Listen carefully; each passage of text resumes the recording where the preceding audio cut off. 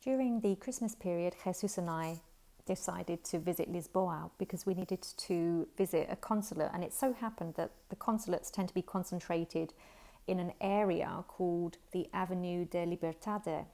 And this particular area has very close by Wonderland Lisboa, which is the perfect kind of entertainment area for families with young kids. But this particular area happens to lead to an area called Alfama, which the following day we visited. There was so many things to see. There was churches, there was a castle that you could visit. There was one particular church that we visited. This is the Igreja de Sao Domingos, and it had actually been burned down in the 1950s or had suffered quite a lot of damage. I was particularly curious about the way that they had done the roof reconstruction and the windows on one side, but that it lacked those windows on the other side. Later, we went trotting through the street again. We saw trams. We wandered up to a place called the Castelo de S.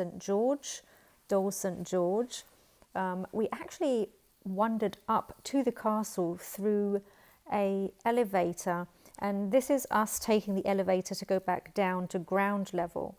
It was really, really curious because you actually have to enter through a grocery store called Pingo Doce, which took me by surprise.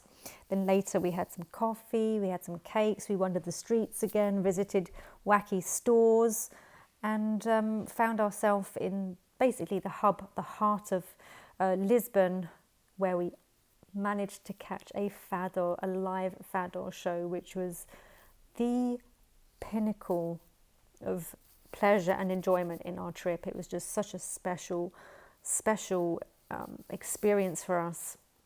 I was so glad we did that before we said goodbye.